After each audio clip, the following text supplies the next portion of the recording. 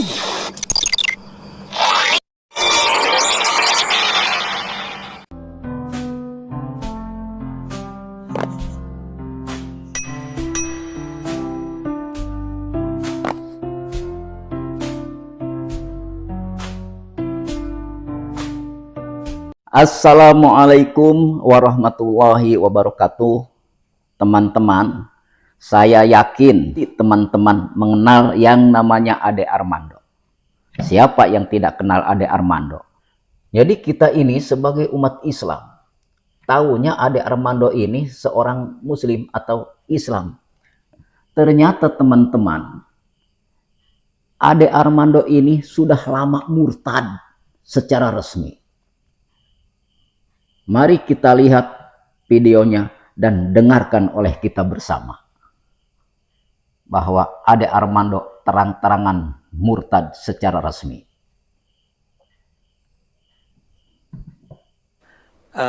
Al-Quran itu adalah kitab suci. Isinya datangnya dari Allah. Jadi nggak mungkin dong ada yang salah. Nah, sekarang kalau Anda bilang ada kontradiksi di dalam Al-Quran, itu kan membawa orang menjadi berpikir, loh, kok bisa ayat-ayat yang datang dari Tuhan itu kontradiktif? Bisa nggak Anda jelaskan kepada kita semua contoh-contoh tentang kontradiksi di dalam Al-Quran? Misalnya dalam konteks perang, ada perintah memaafkan tawanan gitu atau membebaskan tawanan. Ada juga yang memerintahkan untuk mengeksekusi mati tawanan. Itu jadi, yang Anda lihat sebagai? Itu kontradiktif kalau misalnya anggaplah masih di masa perang gitu. Ini kalau misalnya kita tawan, kita bebaskan, misalnya dia menganggap Quran itu pedoman gitu. Kalau berdasarkan Quran sih dibebasin atau dieksekusi mati gitu. Itu jadi sulit dijadikan pegangan. Kalau misalnya mau bilang Islam itu agama rahmatan lil alamin, agama kasih sayang, agama yang memaafkan. Kalau dicari dalilnya ya ada gitu. Tapi kalau misalnya kita bilang misalnya Islam itu agama yang keras, yang mengajarkan permusuhan, peperangan dan sebagainya, dicari dalilnya juga ada gitu. Nah, ya. Nah, sebelum lebih jauh saya mau tanya dulu, sepengetahuan Kumaila, kontradiksi ini hanya ada dalam kitab suci Al-Quran atau juga ada di kitab suci lain? Kalau kitab suci lain aku nggak tahu. Memang nggak tahu ya? Nggak tahu karena aku tidak mempelajari secara formal. Ya memang begitu, memang Al-Quran itu di dalamnya ada ajaran, ada dalil-dalil, ada ajaran-ajaran yang kalau dibaca dengan cara tertentu akan nampak sebagai kontradiktif. Itu bukan sesuatu yang membuat kita harus mengatakan, oh kalau gitu artinya Islam itu nggak bisa dipakai, Al-Quran itu nggak bisa dipakai. Bisa aja. Kalau tadi Kumaila bilang bahwa dia udah nggak menggunakan itu lagi, karena bayangin dia ini sekolahin dari kecil sampai kuliah S1-nya itu semua agama melulu. Jadi udah paham betul. Saudara, kalau kita mau berkata jujur sebagai orang-orang Kristen, seringkali Alkitab yang ada di tangan saudara dan saya membuat kita bingung. Kalau kita mau berkata jujur. Kenapa? Karena begini. Di dalam Alkitab saudara dan saya ada dua perjanjian. Lama dan yang baru. Dan seringkali dua perjanjian ini mengatakan dua hal yang berbeda. Contoh, di perjanjian lama Tuhan merestui perang-perangan, bunuh-bunuhan, dan balas-balasan. Betul apa betul? Ternyata di perjanjian baru yang Yesus suruh buat kita semua, kata Yesus kita harus ampunin orang lain dan berbuat baik untuk orang-orang yang aniaya kita. Lalu kita mulai bingung, Tuhan ikutin yang mana nih? Begini teman-teman, kalau benar ini Ade Armando Islam, seharusnya bukan Ade Armando yang bertanya kepada Kumaila. Seharusnya Kumaila ini ditanya oleh Ade Armando, kenapa misalkan murtad? Terus Kumaila misalkan meragukan tentang Al-Quran, misalkan karena banyak kontradiktif, maka Ade Armando harusnya menjelaskan, bukan Al-Quran yang kontradiktif, bukan Al-Quran yang salah, Kumaila yang tidak paham. Jelaskan di situ, diluruskan Kumaila. Begitu kalau Ade Armando ini Islam. Berarti Ade Armando ini seolah-olah ada di pihak keyakinan Kumaila. bukan Islam. Nah ini murtad terang-terangan. Karena walaupun beriman kepada Allah, tetapi tidak beriman kepada Al-Quran, bahwa itu 100% firman-firman Allah, maka batal Islamnya, murtad hukumnya. Begitu teman-teman. Jadi Ade Armando ini kok dia sendiri yang bertanya kepada Kumaila.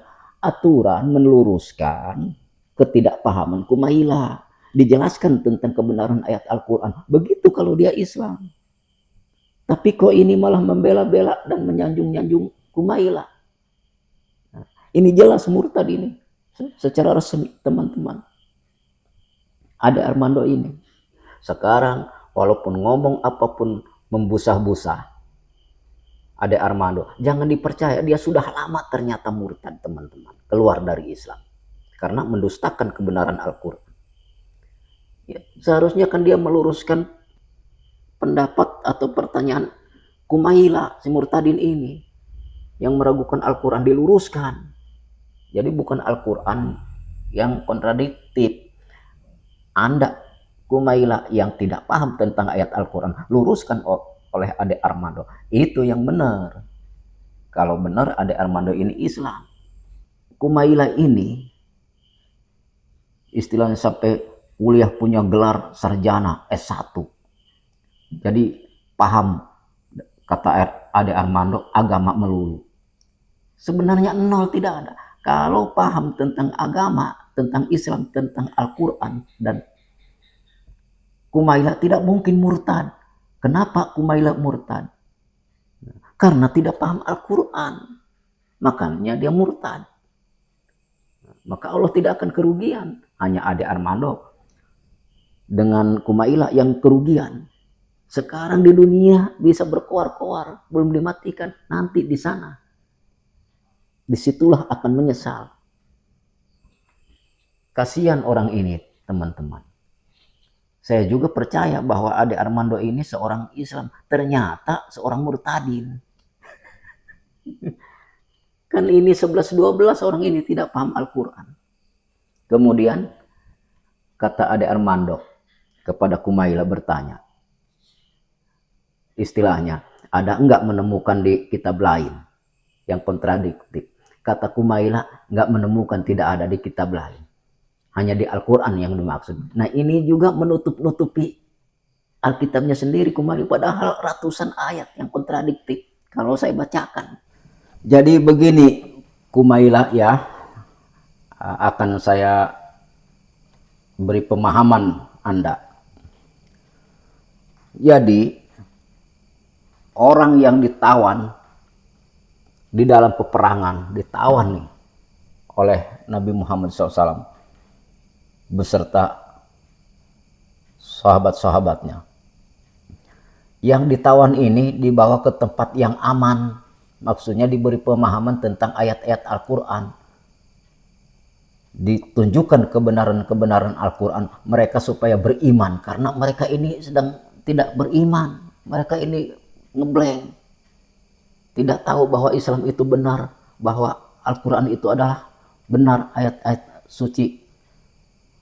Firman-firman Allah maksudnya.